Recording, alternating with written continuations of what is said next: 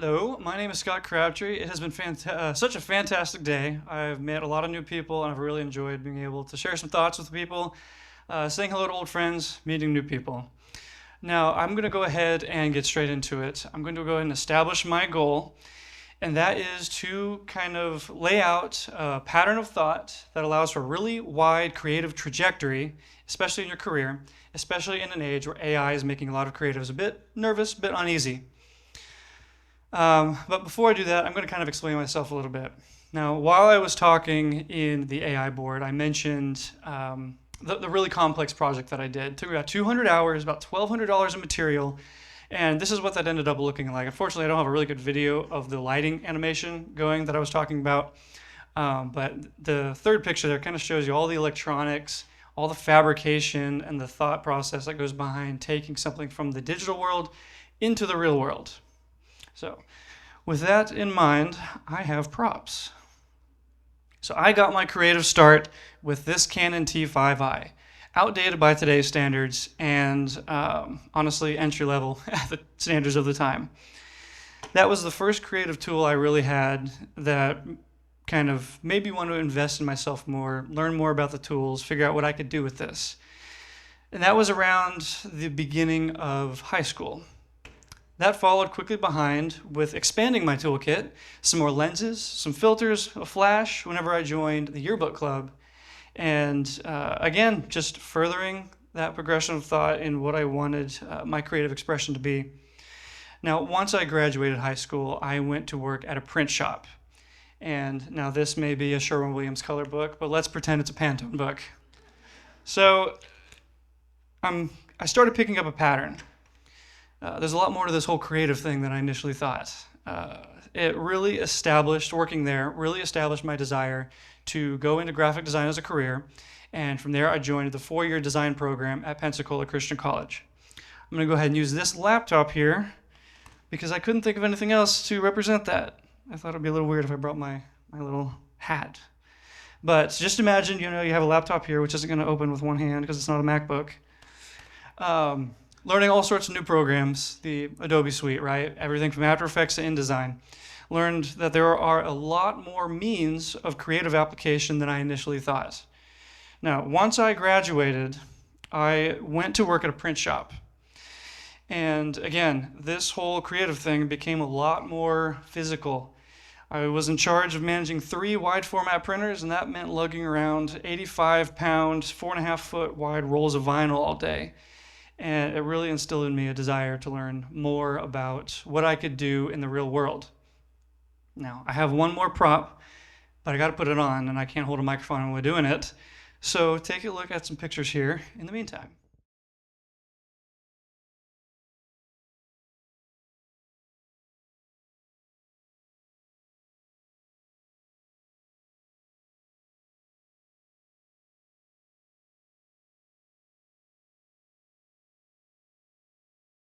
Now, about 2.5 years ago, I shifted industries entirely.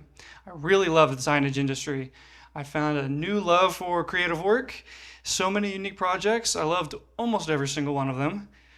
Quite a few around this local area, actually. I put up an 8 by 60 foot long photo collage of old man caves in the Amazon data center down the way. Unfortunately, I don't have a picture of it due to the NDAs like we heard about earlier. So I didn't even get to see that installed because I wasn't on the install crew that day, much to my disappointment. Now, the reason I put this on is because, much like the goal I'm trying to express here, how did I go from using these tools as my means of creative expression to using these tools? They are quite far removed. And again, that lines up with my goal. I want to kind of challenge you all to think about creativity in a different way and allow the thought process behind how you do your creative work to mean something maybe a little bit different than what you expected.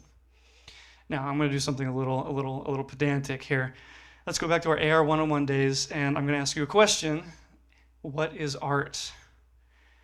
Now, far be it from me to tell a bunch of creatives what art is, but instead of me trying to convey that idea, think of it like I'm trying to tell you what art means to me, what I changed it to mean for my own internal definition, and how that influenced my work. Now, I would say probably the first example most people are going to think about is going to be painting.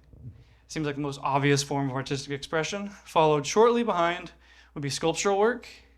And then how about something still visual, but now there's a time element involved? Cinema. Last but not least, literature. This is a means that's not visual at all, but I don't think anybody could really argue with me that is a form of artistic expression. Now, what do these categories have to do with one another? Examples don't make for a great definition. How do these four vastly different mediums of expression come together? And to that I say, art achieves its goal through representation. Art is representational. That's kind of the definition I applied for what art means to me, the work that I do, and the process that I go through as I create work like these, or like those passion projects I mentioned earlier with that Innovate and Inspire sign.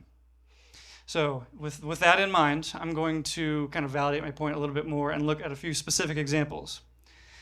As far as painting goes, this is my favorite painting. It is called Son of Man, made by René Magritte, a Belgian painter, surrealist, and it represents the ideas of knowledge and perspective. And I'm going to turn up my screen brightness here because I can't see it.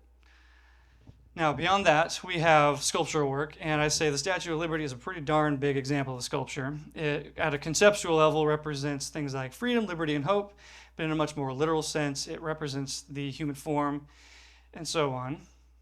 For cinema, this movie is one of my favorites, a really old one, but it represents, the 12 jurors in the movie represent the different kind of biases that people can form, those biases that define our opinion, and even though they are all presented the same set of information. Last but not least, literature. Frankenstein, another really old example, but it feels really applicable today. It represented the fear of unchecked scientific progress, especially during the Industrial Revolution, and I feel like it's come full circle these days with the breakneck speed of advancement in the AI field. Now, if I can get a little verbose here, think about it this way, the point I'm trying to make. If the justifiable accuracy of your artistic representation is the metric of success, then the means of expression and satisfaction are much more broad than we may initially think. That's the point I'm trying to kind of reinforce here. Next question, much like what is art, what is design?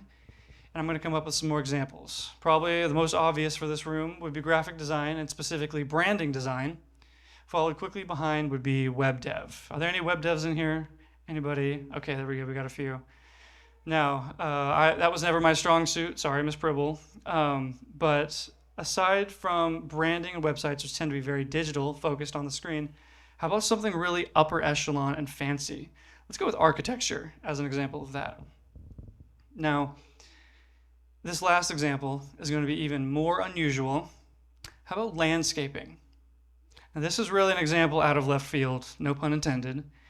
But the thing I want to reinforce here is how do we unify the efforts of a branding designer with that of a landscaper? It's such a gulf there. How can we think about the efforts that they apply? How do they apply towards design? And to that end, I would say that design is really based on its intention. Design is intentional. And funny enough, I did not try to force this definition to work with the theme of the conference. This is actually a modification of a presentation I gave years ago to the Canal Winchester Art Guild. So it's really funny. It came full circle and was actually the intended theme of this conference. So with intention in mind, another way to think about that is problem solving. What is the problem that this design is solving? And to look at our examples, for branding, I would say it's a really good example of unifying a visual identity for people, products, and services that a company may offer. For the ABC logo here, it has been in use in an almost unchanged format since 1962. That is a really long lifespan for a logo designed by Paul Rand, which I'm sure a lot of us are familiar with. Now, for websites, I struggled a little bit trying to come up with a good example here because there's just so many out there. It's a sea in of itself. And then the very obvious example came to me. Google is a great example of design in the web sphere because it is intended to connect questions with their answers. It's really interesting how Google indexing works, and I'm not going to get all technical on you, but I will say I think AI is the next evolutionary step of that technology, and I think that's something that we will see a lot of people using more frequently instead of doing common Google searches, assuming we can get the hallucination problem under control. Now, for architecture, I chose to use the Sydney Opera House as an example here. Believe it or not, even though this may be a modern marvel, let me back up here. So for an acoustic auditorium like this, in a room like this, it is intended to allow for acoustic harmony. It is intended for no matter where you sit, you get a good sound coming from the stage. Wherever you're hearing, you hear all the frequencies, especially for music and the like. And believe it or not, the Sydney Opera House is not a very good example of design in this case. It does not solve that problem very well. I found an interesting 8-page document. Admittedly, I skimmed it.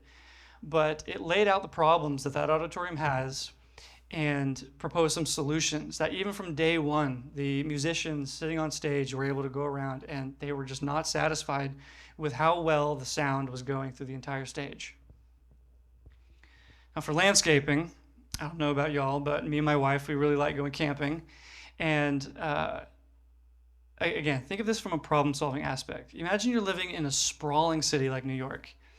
And I just imagine it's got to get old after a while. The sounds, the concrete jungle, the pollution, being able to provide the vast majority of citizens in that area with a green space was the intended application of the Central Park.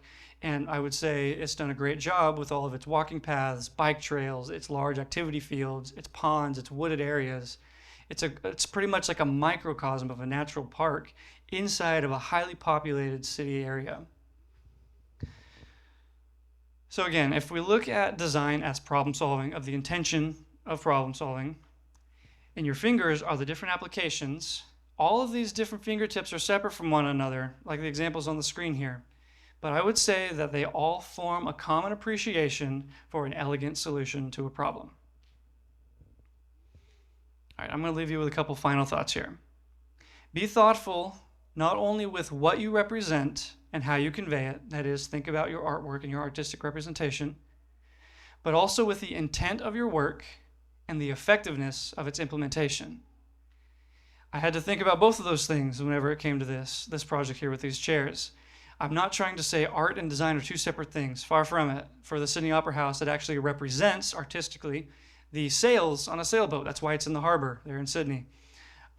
These chairs here, obviously, they represent the logo for the conference, but they also pay homage. They represent the Herman Nelson Miller bench, or I mixed that up, the Herman Miller Nelson platform bench. There we go.